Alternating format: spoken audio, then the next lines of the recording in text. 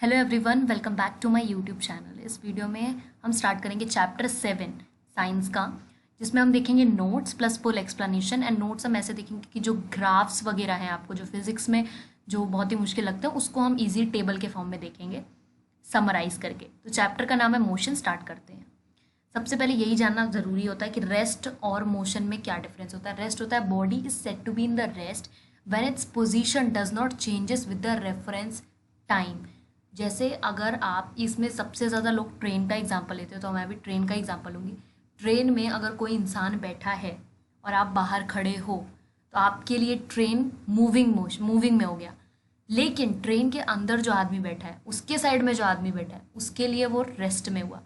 तो कोई reference point लेके चलो कि अच्छा मैं तुम्हारे लिए ऐसा हूँ पर मैं उसके लिए ऐसा नहीं हूँ। तो वो जब आप एक रेफरेंस पॉइंट, जिसको आप ओरिजिन भी कहते हो, उसके पोजीशन में, उसके रेफरेंस में आप कैसे हो, रेस्ट में हो, मोशन में हो, उसको हम रेस्ट कहेंगे। अगर आप रेस्ट में हो, कहीं मूव नहीं कर रहे हो। मोशन होता है कि a body set to be in a motion जब उसकी पोजीशन चेंज करती है। जो भी आपने रेफरेंस पॉइंट लिया, जैसे जो इंसान बाहर खड़ा था स्टेशन पे, उसके लिए जो ट्रेन है वो मूव कर रही थी।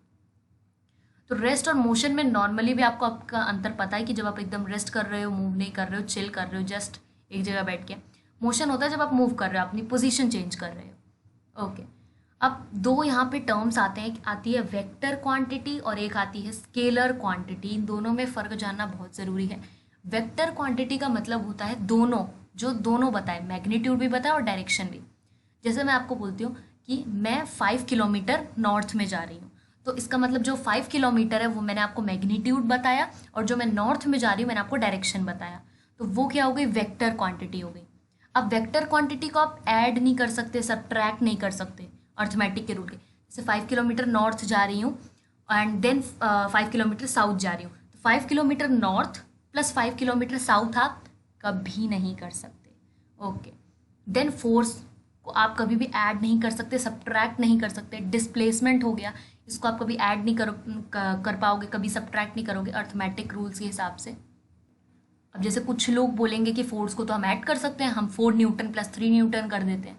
नहीं, उसमें अगर आप डायरेक्शन भी लोगे साथ में तो आप ऐड नहीं कर सकते। देन उसके बाद वेलोसिटी है, सेम कंडीशन। वेलोसिटी को अगर आप सिंपल लोगे 5 metre per second plus 2 metre per second, तो वो तो आपका सिर्फ मैग्नीट्यूड हो गया ना, देन वो स्केलर क्वांटिटी हो गया। तो अब चलते हैं स्केलर क्वांटिटी पे। It is represented only by magnitude. अच्छा, एक बात अभी आप पढ़ोगे कि डिस्प्लेसमेंट और वेलोसिटी के बीच में एक रिलेशन है, इनके फॉर्मूले में रिलेशन, ये हमेशा साथ साथ चलते हैं। ओके, इसलिए जहाँ डिस्प्लेसमेंट वहाँ वेलोसिटी। अगर डिस्प्लेसमेंट वेक्टर क्वांटिटी तो वेलोसिटी भी वेक्टर क्वांटिटी, क्योंकि वेलोसिटी के फॉर्मूले में आता है डिस्प्लेसमेंट। अब स्केलर क्वांटिटी में चलते हैं। इसमें कोई झंझट ही नहीं है, सिर्फ मैग्नीट्यूड। अच्छा, कहाँ जा रहे हो, 5 किलोमीटर बस चल के जा रहा हूँ। तो कहाँ जा रहे हो, कौन सी डायरेक्शन में जा रहे हो, किसी को फर्क नहीं पड़ता। ओके, उसको ऐड भी करो, सब्ट्रैक्ट भी करो। जैसे डिस्टेंस हो जाता है, स्पीड हो जाता है, टाइम। ओके, इन सब चीज़ों को आप ऐड करो, सब्ट्रैक्ट करो। ये हो गया टाइम। कितना हुआ, 2 घंटे प्लस 3 घंटे आप कर दो, 5 घंटे। ओके, अब चलते हैं सबसे पहले हमारे टर्म पे, जो कि है डिस्टेंस। डिस्टेंस होता है actual path covered by the body from initial position to the final during motion. इंसान के इशारों पे चलो, मतलब कोई भी ऑब्जेक्ट है उसके इशारों पे चलो। ये एक पॉइंट है, ये एक पॉइंट है। एक नॉर्मल पर्सन है जिसका नाम ए है, वो यहाँ से चलता है, यहाँ तक जाता है, फिर यहाँ से वापस यहाँ पे जाता है, फिर यहाँ से वापस इधर जाता है। उसकी फाइनल पोजीशन क्या हुई, ये। और उसकी इनिशियल पोजीशन कहाँ से उसने स्टार्ट किया था, यहाँ से। तो अब ये होता है एक्चुअल पाथ, कितना उसने कवर किया है। मान लो यहाँ से यहाँ तक ये पूरा कितना था, 10 किलोमीटर्स था मान लेते हैं। ओके, एंड ये कितना था, 7, एंड ये वाला जो शॉर्टेस्ट वाला है ये 5 है। ओके, तो मैं आपसे पूछूं कि इसने कितना कवर्ड किया, तो आप बोलोगे 10 + 5 + 7। यानी जैसे जैसे वो चला है उतना उतना आप कैलकुलेट करते जाओ। आप ये भी बोल सकते हो कि अरे ये पहुंचा, तो हम ऐसे भी कैलकुलेट कर सकते हैं ना, यहाँ से डायरेक्ट यहाँ तक, बस इतना कैलकुलेट करते हैं क्योंकि ये इसकी इनिशियल थी, इसकी फाइनल। नहीं, डिस्टेंस में ऐसा नहीं होता। डिस्टेंस में जो एक्चुअल पाथ उसने कवर किया है वैसे आप भी एक्चुअली कैलकुलेट करके लिखोगे डिस्टेंस। डिस्टेंस एक स्केलर क्वांटिटी है, पहले ही देख चुके हो, उसको डायरेक्शन से कुछ लेना देना नहीं है, बस बता दो अच्छा इतना चले, ठीक है। डिस्टेंस इज ऑलवेज इक्वल और ग्रेटर टू डिस्प्लेसमेंट। अब डिस्प्लेसमेंट क्या होता है, जो आपने अभी बोला कि हम इसको यहाँ से यहाँ तक भी बता सकते हैं क्योंकि ये पहुंचा तो इनिशियल ज़रूर मान लेते हैं यही थी, पर फाइनल पोजीशन तो ये थी ना, इतना घूम फिर के क्यों आना है, हम यहाँ से यहाँ तक ही बता देते हैं। ठीक है, तो ये शॉर्टेस्ट हुआ। इसकी डेफिनेशन में अगर आप चलो तो it is the shortest distance, जो शॉर्टकट आप लेते हो इनिशियल और फाइनल पोजीशन के बीच में।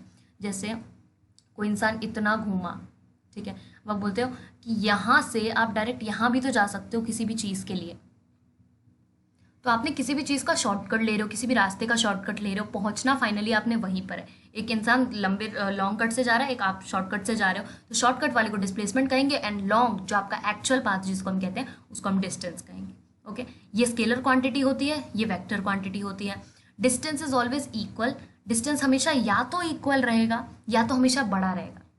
ठीक है, अब वो डिस्प्लेसमेंट ही क्या जो शॉर्ट डिस्टेंस ना हो, ठीक है, वो डिस्प्लेसमेंट, क्योंकि डिस्प्लेसमेंट का दूसरा नाम ही है शॉर्टकट, तो डिस्टेंस हमेशा उससे बड़ा ही रहेगा। डिस्टेंस को आप बड़ा भाई कह सकते हो एंड डिस्प्लेसमेंट को छोटा, क्योंकि डिस्प्लेसमेंट हमेशा छोटा रहेगा। ओके, इक्वल भी कह सकते हो पर बड़ा तो कभी नहीं रहेगा। ओके, ऑलवेज पॉजिटिव, डिस्टेंस हमेशा पॉजिटिव रहता है क्योंकि आप ऐड करते जाते हो जैसे जैसे आप चलते हो। Okay, distance covered by moving body is never be zero, और जाहिर सी बात है कि अगर आप कुछ चले ही नहीं हो तो आपने कोई डिस्टेंस कवर ही नहीं किया तो हम डिस्टेंस कैलकुलेट करेंगे नहीं, लेकिन अगर आप डिस्टेंस कवर किए हो तो वो जीरो हो ही नहीं सकता। ओके, अब जैसे फॉर एग्जाम्पल एक इंसान ये पूरा स्क्वायर कंप्लीट करा और यहाँ तक चला, अब आपसे किसी ने पूछा डिस्टेंस बताओ, तो आप इसका जैसे जैसे वो चला है वैसे वैसे आप कैलकुलेट करोगे। लेकिन अगर किसी ने बोला कि डिस्प्लेसमेंट बताओ, तो आप तो दिमाग लगाओगे, शॉर्टकट, चलना ही क्यों जब इनिशियल पोजीशन भी यही है, फाइनल पोजीशन भी यही है, पहुंचना, इंसान चला भी यहीं से, पहुंचा भी यहाँ से, तो क्यों ना इसका डिस्प्लेसमेंट जीरो कर दें। तो ये आंसर आपका बिल्कुल करेक्ट है, डिस्प्लेसमेंट जीरो हो सकता है पर डिस्टेंस नहीं हो सकता। डिस्प्लेसमेंट पॉजिटिव भी हो सकता है, नेगेटिव भी हो सकता है, डिस्प्लेसमेंट के लिए सब लागू है क्योंकि वो छोटा है ना, इसलिए it can never be greater than distance, लेकिन हमेशा डिस्टेंस से बड़ा कभी नहीं हो सकता। अब बात करते हैं यूनिफॉर्म नॉन यूनिफॉर्म। कुछ लोगों को इसमें बहुत डाउट होता है, कुछ लोग एकदम ही क्लियर होते हैं। When an objects cover equal distance in equal interval of time, अगर आपको 5 घंटे दिए गए हैं, ठीक है, दोनों में, यूनिफॉर्म में भी नॉन यूनिफॉर्म में भी, आपको बोला गया है कि 5 घंटे में 5 किलोमीटर कवर करो, ठीक है, इसमें आपने कर लिया, ठीक है, सेम स्पीड पे गाड़ी भी चलाई पूरे टाइम में और 5 किलोमीटर 5 घंटे में कवर भी कर लिया। इसमें क्या है कि आपको अनइक्वल डिस्टेंस दिया गया है, आपको बोला गया है कि 10 किलोमीटर आपको कवर करना है और टाइम उतना ही, ठीक है, 5 घंटे में आपको कवर करना है सेम चीज़, तो आप नहीं कर पाओगे। ओके, एंड मोस्टली जो हम सब लोग रहते हैं वो हमेशा नॉन यूनिफॉर्म रहते हैं, ठीक है। अब क्या है, हमको टाइम दिया गया है कि अच्छा 10 मिनट में इतना डिस्टेंस कवर करो, तो हम क्या करेंगे, जल्दी जल्दी भाग के कर लेंगे, ठीक है, और कभी थक गए तो स्लो हो जाएंगे, ठीक है। तो स्पीड हम क्या कर रहे हैं अपनी कम ज़्यादा कर रहे हैं ताकि हम उस जो हमारे को जितना टाइम मिला है और जितना डिस्टेंस मिला है उसको कंप्लीट कर लें, पर हमारी स्पीड का क्या, वो तो हम वेरी कर रहे हैं ना, तो वो नॉन यूनिफॉर्म में आ गया। ओके, अब यूनिफॉर्म में क्या है, स्पीड भी सेम रख रहे हो, टाइम भी उतना ही है, डिस्टेंस भी उतना कवर कर रहा है, यूनिफॉर्म मोशन हो रहा है एकदम। ओके, अब हम स्पीड की बात करते हैं। स्पीड का पहले फॉर्मूला पढ़ लेते हैं क्योंकि वो सबको ही पता है, speed is equals to distance upon time, ठीक है। इसका सिंपल जो अगर आपको कोई डेफिनेशन लिखनी है तो rate of motion of body, okay, कि एक पर्टिकुलर टाइम में कितना डिस्टेंस कवर किया है बॉडी ने, और जो मैंने आपको यहाँ पर भी बताया था कि अगर आपको इक्वल टाइम दिया गया है उसमें आपको इक्वल डिस्टेंस कवर करना है तो आपकी स्पीड बहुत ज़्यादा ज़रूरी है, तो वही सेम यहाँ पे फॉर्मूले में रख दिया गया है। स्पीड को यहाँ पे v से बोला गया है एंड डिस्टेंस को s से, और कहीं कहीं आप देखोगे कि डिस्प्लेसमेंट को भी s से बताया गया है, तो वहाँ पे आपको कंफ्यूज नहीं होना, यहाँ पर आप s डैश लगा सकते हो एंड वेलोसिटी के लिए भी v यूज़ करा जाएगा, तो यहाँ पे आप v डैश लगा सकते हो अपॉन टाइम। स्पीड एक स्केलर क्वांटिटी है, क्यों? क्योंकि डिस्टेंस भी एक स्केलर क्वांटिटी थी, देन टाइम तो स्केलर क्वांटिटी थी ही, ओके, तो इसमें कोई वो नहीं है। अब हम चलते हैं इसकी SI यूनिट में, जो कि है मीटर पर सेकेंड। डिस्टेंस की यूनिट होती है मीटर अपॉन टाइम की यूनिट होती है सेकेंड, इसलिए मीटर पर सेकेंड। और CGS में जो सेंटीमीटर ग्राम सेकेंड वाले आप सिस्टम में चलोगे तो मीटर को किलोमीटर एंड सेकेंड को आर में करना है जस्ट। अब कोई क्वेश्चन आ गया, कोई न्यूमेरिकल आ गया, अगर आपको न्यूमेरिकल्स चाहिए जो आपके NCERT के हैं, अगर आपको न्यूमेरिकल्स नहीं समझ आ रहे हैं, तो अगर आपको उसका डिटेल्ड वीडियो चाहिए तो आप बता सकते हो, हम एक एक न्यूमेरिकल सॉल्व करेंगे। अब किसी न्यूमेरिकल में कुछ यूनिट किलोमीटर पर आवर में दी है, कोई यूनिट मीटर पर सेकंड में दी है, तो किसी एक यूनिट में कन्वर्ट करना है उस दिक्कत के लिए। या फिर अगर आपके क्वेश्चन में सारी यूनिट्स किलोमीटर पर आवर में दी है, ठीक है, लेकिन लास्ट में लिख दिया गया है कि आपको आपका आंसर मीटर पर सेकंड में निकालना है, ठीक है, तो आप सारा वैल्यू सॉल्व कर दो और लास्ट में मीटर पर सेकंड में कन्वर्ट कर दो। वो कैसे करोगे? जब भी किलोमीटर से मीटर पर सेकंड में करना है तो हमेशा उसको मल्टीप्लाई कर दो, किससे? 5/18 से। ओके, अब मीटर पर सेकंड से किलोमीटर पर आवर में करना है तो जस्ट इसका उल्टा करना है, उसमें भी मल्टीप्लाई करना है पर 18/5 से करना है। ओके, तो ये एक सिंपलेस्ट तरीका है कन्वर्जन का। ओके, एवरेज स्पीड पर चलते हैं। एवरेज स्पीड क्या होती है? Of an object total distance, वही सेम चीज़ है बस total distance upon total time. Simple कोई स्पीड निकालने के लिए बोलेगा और बोलेगा 5 किलोमीटर ये हम डिस्टेंस चले हैं और हमने ये 10 घंटे का टाइम लिया है, तो आप क्या करोगे? 5/10 कर दोगे और उसकी स्पीड निकाल लोगे। पर अगर वो बहुत सारे डिस्टेंस बता रहा है, मतलब डिफरेंट डिस्टेंस जो उसने ट्रैवल की थी और उसमें जितना जितना उसको टाइम लगा, हर दिन उसने अलग अलग डिस्टेंस ट्रैवल की और अलग अलग टाइम लगा, और उसने बोला मेरी एवरेज स्पीड निकाल दो कि मैं कितना स्पीड में वॉक करता हूँ, तो आप उसको टोटल जितने डिस्टेंस है उनको ऐड करोगे अपॉन टोटल टाइम, देन उसकी एवरेज स्पीड आप कैलकुलेट कर लोगे। फॉर्मूला ये है, average speed is equals to total distance travel upon total time taken. अब वेलोसिटी पे चलते हैं। It is the displacement of the body in a per unit time. Velocity के फॉर्मूले में डिस्प्लेसमेंट आता है, क्या आता है? इसलिए मैंने बोला था इनका कनेक्शन जो है वो बहुत ही ज़्यादा गहरा है, क्योंकि वेलोसिटी के फॉर्मूले में आता है डिस्प्लेसमेंट। डिस्प्लेसमेंट होता है शॉर्टेस्ट पाथ, डिस्टेंस होता है एक्चुअल पाथ, और दोनों इनिशियल टू फाइनल होते हैं। अब एवरेज वेलोसिटी क्या होती है? वही कि अब एक इंसान आपको आके ऐसे बोल रहा है कि मैं यहाँ से यहाँ वॉक तो करता हूँ पर मैं जो छोटा वाला रास्ता है ना वो लेता हूँ, तो उसने डिफरेंट जो भी उसके एक हफ्ते का जितना भी उसने डिस्प्लेसमेंट शॉर्टकट लिया वो सारा आपको बताया, उसमें टाइम बताया, आपने टोटल डिस्प्लेसमेंट करके टोटल टाइम निकाल दिया और आपने बोला कि ये इसकी वेलोसिटी। अब उसको वेलोसिटी तो पता नहीं है कि उसने शॉर्टकट लिया तो डिस्प्लेसमेंट कहते हैं उसे, और जब उसको कैलकुलेट करते हैं तो वेलोसिटी निकलती है, स्पीड नहीं। तो आपने बोल दिया ये रही आपकी स्पीड जो भी है, एवरेज वेलोसिटी। एवरेज वेलोसिटी कभी कभी ऐसे भी निकलती है, initial velocity upon final plus final velocity upon 2। ये यहाँ पे लिखा हुआ है तो आप इसको यहाँ नीचे लिख सकते हो, अपॉन 2। इनिशियल वेलोसिटी जो है आपकी प्लस फाइनल वेलोसिटी, क्योंकि यहाँ पे आपको डिस्प्लेसमेंट नहीं पता है, यहाँ पे आपको डायरेक्ट वेलोसिटी दे दी गई है। जब मैंने स्टार्ट किया था तब मेरी इतनी वेलोसिटी थी, इसीलिए दूसरा फॉर्मूला, और दोनों फॉर्मूले बिल्कुल अलग हैं। उसमें आपको डिस्प्लेसमेंट दिया जा रहा था, वहाँ उस इंसान को अब यही नहीं पता कि मैं कितना चलाऊँ, ठीक है, शॉर्टकट तो लिया हूँ, कितना चलाऊँ नहीं, बट वो एक बार स्टार्टिंग में देख लिया कि मैं इतनी वेलोसिटी के साथ चला, और लास्ट में देख लिया कि अच्छा मेरी ये वेलोसिटी थी फाइनल वेलोसिटी, और 2 से आपको डिवाइड कर देना जस्ट, ये आपकी ऐसे भी निकल जाएगी एवरेज वेलोसिटी। अब हम बात करते हैं वेक्टर क्वांट, और ये होता है वेक्टर क्वांटिटी क्योंकि डिस्प्लेसमेंट भी वेक्टर क्वांटिटी था, and unit metre per second, same unit रहेगी। अब चलते हैं एक्सेलरेशन पे। Uniform motion is equals to straight line. Velocity constant रहती है, टाइम के साथ वेलोसिटी एकदम कांस्टेंट चेंज ही नहीं होती है, ठीक है। यहाँ पे तो 2 अलग अलग चीज़ें थी ना, इनिशियल वेलोसिटी अलग, फाइनल, यहाँ पे दोनों सेम रहेंगी। और जब ग्राफ भी बनाओगे तो जब सब कुछ सेम था तो एक ही लाइन बनाओगे सीधा, कुछ भी टेढ़ा मेढ़ा नहीं रहेगा। Uniform motion, change in velocity of the object for any time interval is a, तो ये था यूनिफॉर्म मोशन। यूनिफॉर्म मोशन जैसे आपने स्पीड में देखा यूनिफॉर्म मोशन, वेलोसिटी में यूनिफॉर्म मोशन क्या रहेगा कि आपकी वेलोसिटी सेम रहे, ठीक है, तब वो एक्सेलरेशन कहलाएगा। यहाँ पे जस्ट ये है, change in velocity of the object for any time interval is the 0। तो एक्सेलरेशन 2 टाइम पे, एक टाइम पे जब वेलोसिटी आपकी कांस्टेंट रहे और एक टाइम पे जब आपकी वेलोसिटी चेंज करे। ओके, तो जब चेंज इन वेलोसिटी, मतलब जब कांस्टेंट है, वेलोसिटी चेंज ही नहीं हो रही है, तो उसका जो एक्सेलरेशन होगा वो 0 रहेगा। लेकिन जब अगर चेंज हो रही है, जैसे फाइनल में कुछ और थी, इनिशियल में कुछ और थी, तब आप करोगे final velocity minus initial velocity upon time taken. अब यहाँ पे 2 कॉन्सेप्ट है। अभी आप ग्राफ पढ़ोगे, एक आप पढ़ोगे डिस्टेंस वर्सेस टाइम ग्राफ, एक आप पढ़ोगे velocity versus time graph. Velocity versus time graph के आपको एक जो उसमें तो 3 मिलेंगे डिस्टेंस टाइम ग्राफ में, वेलोसिटी वाले में 4 मिलेंगे, जिसमें से ये एक्सेलरेशन के 2 केस बनेंगे।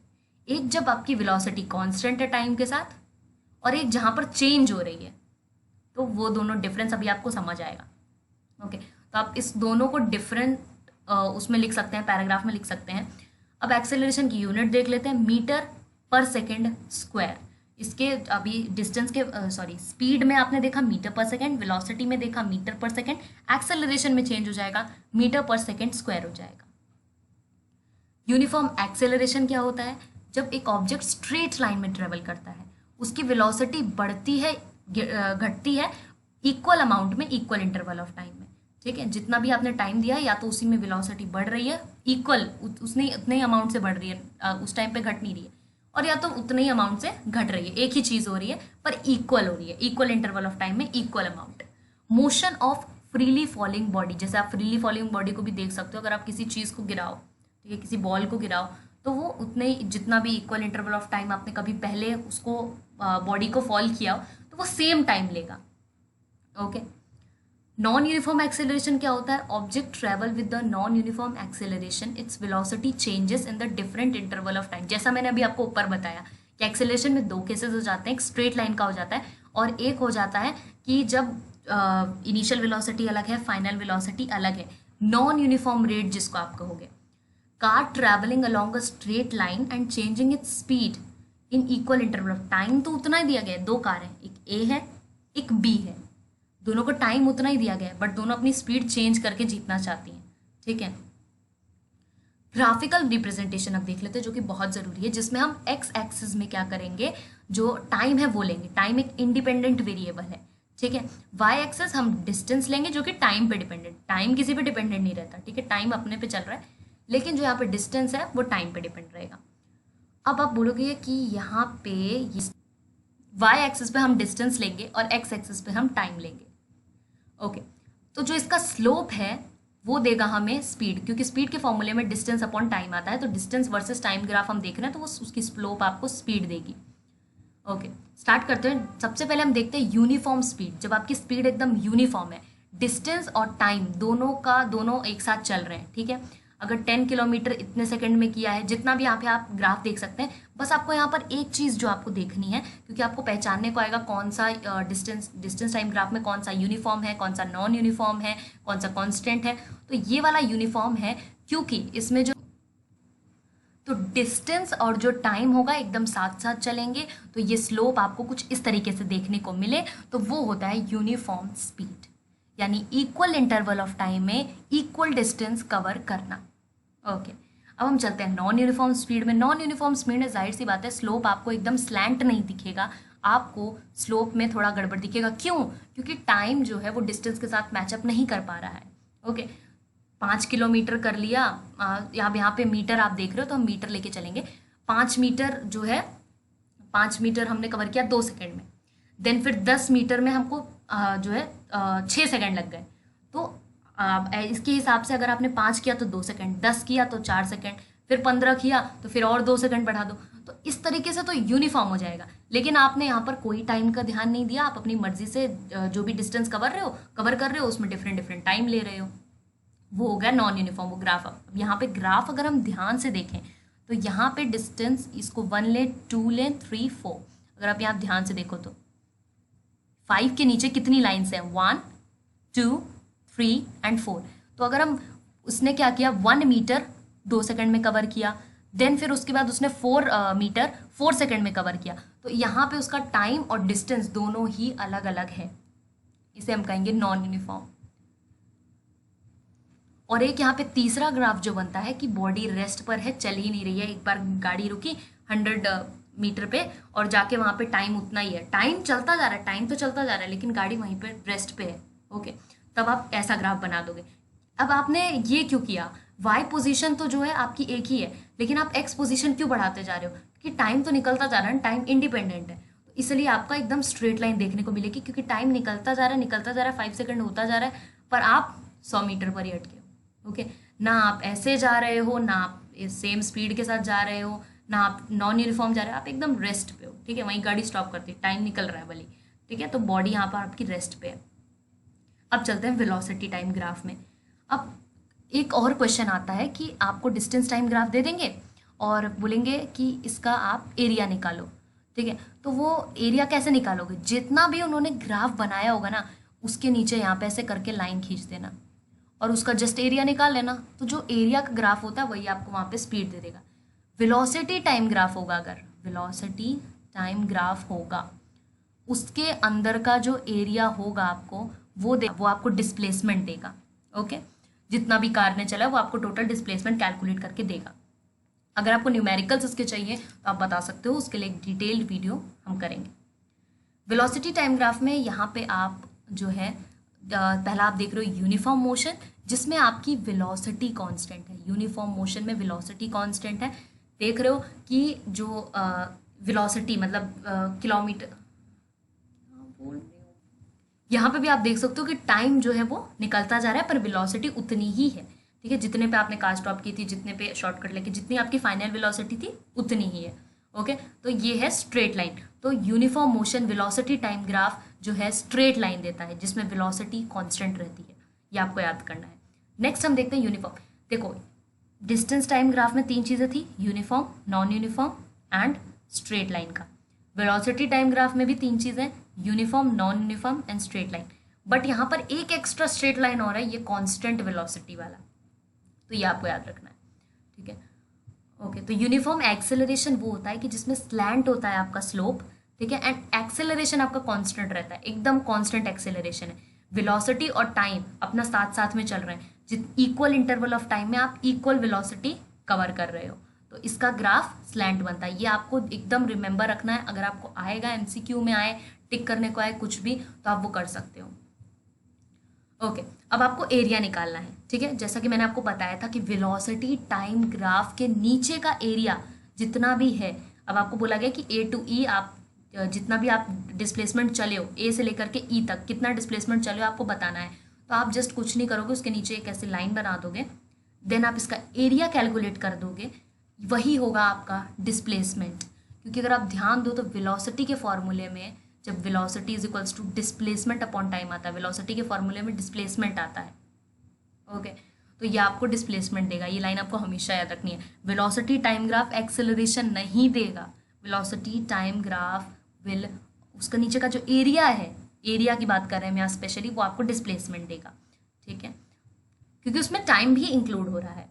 तो अब आपका आप एरिया निकालना है, area of A B C D E. यहाँ पर आप मार्किंग कर लेना A B C D E. Then यहाँ पे आपको 2 बन रहा है, एक ट्राइंगल बन रहा है, एक रेक्टेंगल। ट्राइंगल का फॉर्मूला आपको पुट करना है, रेक्टेंगल का फॉर्मूला पुट करना है, एंड जो भी आपका जो एरिया निकलेगा वही आपका डिस्प्लेसमेंट होगा। नेक्स्ट ग्राफ है यूनिफॉर्म रिटार्डेशन। एक यहाँ पर आपने ऊपर देखा था, ये रहा, या तो एक्सेलरेशन में जो आपकी वेलोसिटी है, या तो वो कॉन्स्टेंटली इंक्रीज करेगी या तो कॉन्स्टेंटली डिक्रीज करेगी। ये 2 चीज़ें होंगी। तो ग्राफ पे वापस चलते हैं। एक आपने पढ़ा ये कांस्टेंट एक्सेलरेशन जो इंक्रीज कर रहा था, तो आप उसको एक्सेलरेशन बोल रहे थे।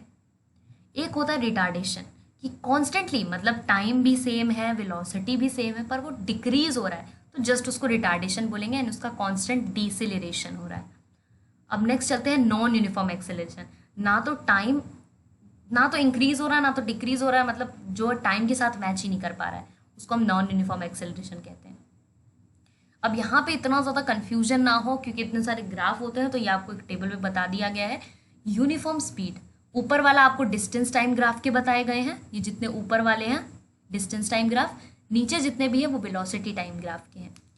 तो डिस्टेंस टाइम ग्राफ में सबसे पहले यूनिफॉर्म स्पीड आता है कि टाइम और डिस्टेंस दोनों साथ साथ में चल रहे हैं। फिर नॉन यूनिफॉर्म आता है कि दोनों साथ साथ में नहीं चल रहे हैं, तो जो ग्राफ जो आपकी लाइन है वो किसी भी यूनिफॉर्म कोई भी कर्व्ड शेप बन रही है। देन बॉडी रेस्ट पर है कि टाइम तो बढ़ता जा रहा है लेकिन डिस्टेंस एक ही जगह पर है। नेक्स्ट यहाँ पे आपको ये भी साथ साथ में याद रखना है कि क्या कांस्टेंट है, कौन से मोशन में क्या कांस्टेंट है। वेलोसिटी टाइम ग्राफ में यूनिफॉर्म मोशन में वेलोसिटी यहाँ पर कांस्टेंट है, पहचानना आना चाहिए आपको ग्राफ। ठीक है, देन उसके बाद यूनिफॉर्म एक्सेलरेशन में एक्सेलरेशन कांस्टेंट है, इसका ग्राफ स्लैंट बनता है।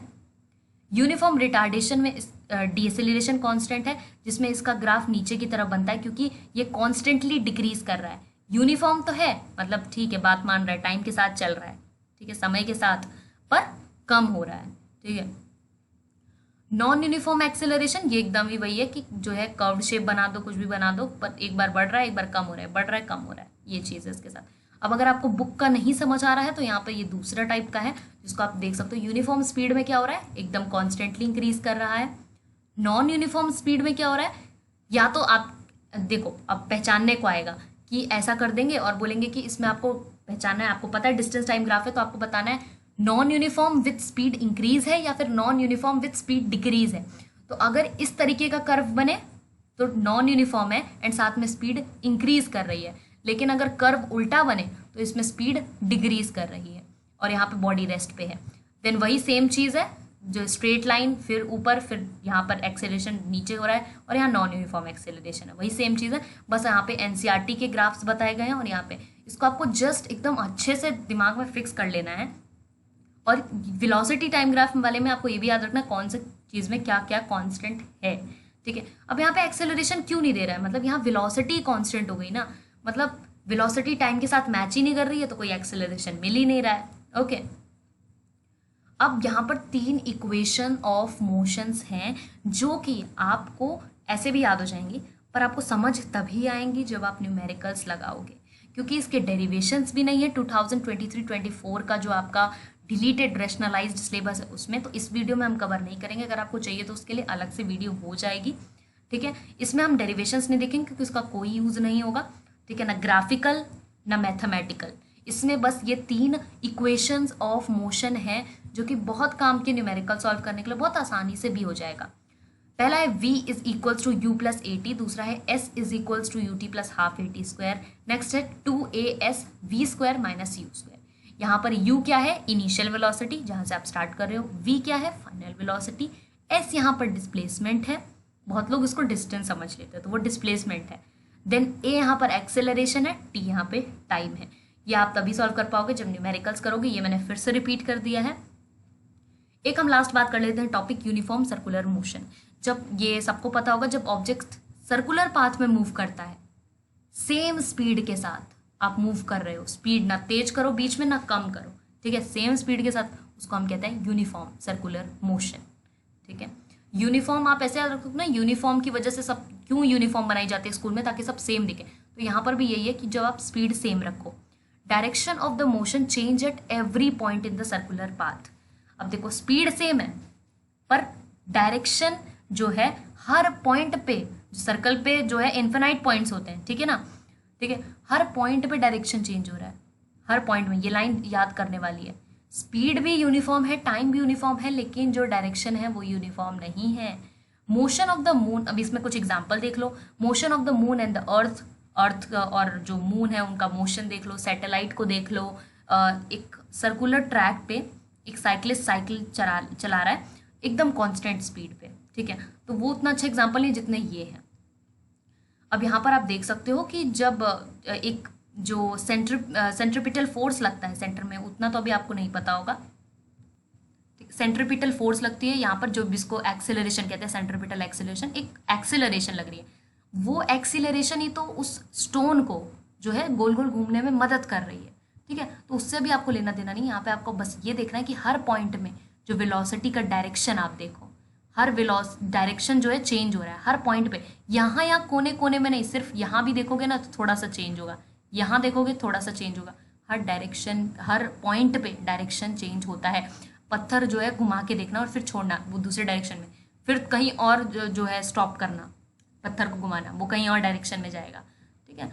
तो अगर आप समझ लो आपने इस पॉइंट पर छोड़ा तो इस पॉइंट पे एक टैंजेंट बनाओ, टैंजेंट होता है कि इस पॉइंट को ड्रॉ करती हुई लाइन इस तरीके से बनाओ, तो वो या तो इस डायरेक्शन में जाएगा जिस डायरेक्शन में भी आप घुमा रहे हो, या इस डायरेक्शन में जाएगा। एक फॉर्मूला इसमें आपको बहुत ज़रूरी याद करना है, वो ये आपके बुक में दिया है, v is equals to 2πr/t।